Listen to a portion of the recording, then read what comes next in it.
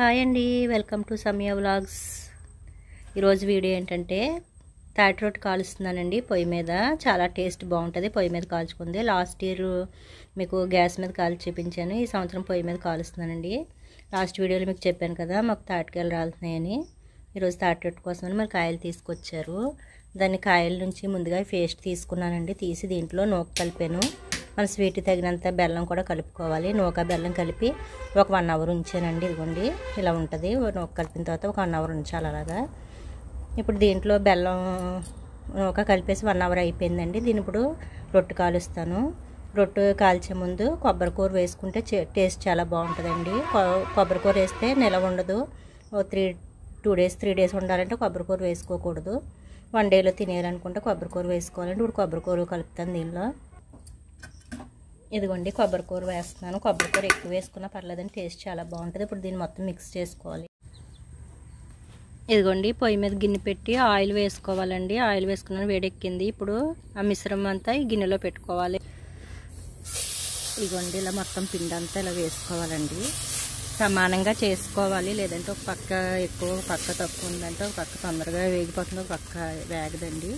ఇలా రొట్టె అంతా ఇలా సమానంగా వేసుకుని ఒక 10 నిమిషాల పాటు చిన్న మంట పెట్టుకుని కాల్చుకోవాలండి. ఒక 10 నిమిషాలు అలా కింద కాల్చాలి. ఎక్కువ మంట ఉందంటే మాడిపోతుందండి, లోపల ఉడకదు.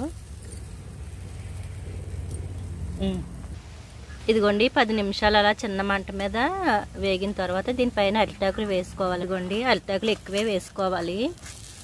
దగ్గరకంటాను ఒక 4-5 అరిటాకులు వేసుకోవాలండి, లేదంటే మాడిపోతుంది తొందరగాను. బొగ్గులు దుమ్ము అవి పడిపోతాయి కదండి. అరిటాకులు ఎక్కువ వేసుకోవాలి. ఇదిగోండి ఇప్పుడు వాటిపైన 4 వైపులా సమానంగా బొగ్గులు వేసుకోవాలండి.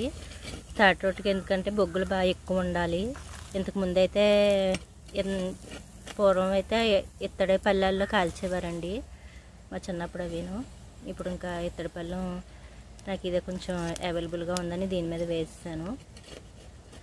పళ్ళం అవి తీయలేదు, లోపల ఎక్కడ ఉన్న వెతకలేక వేస్తానండి. అవి బొగ్గులు మాత్రం బాగా ఎక్కువ వేసుకోవాలండి. ఎంత ఎక్కువ వేసుకుంటే అక్కడ, ఎందుకంటే కింద చిన్న మంటే ఉండాలి.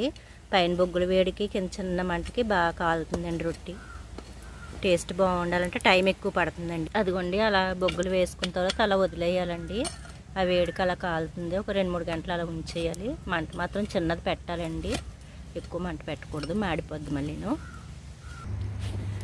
ఇలా ఒక 10 నిమిషాలు కింద చిన్న మంట పెట్టి పైన నిప్పులు వేసిన తర్వాత కింద మంట తీసేయాలండి. మంట తీసేస్తే అప్పుడు బాగా వేగుతుంది, లేదంటే మంట అలా ఉంటే మాడిపోతుందండి మొత్తం అడుగునంతాను.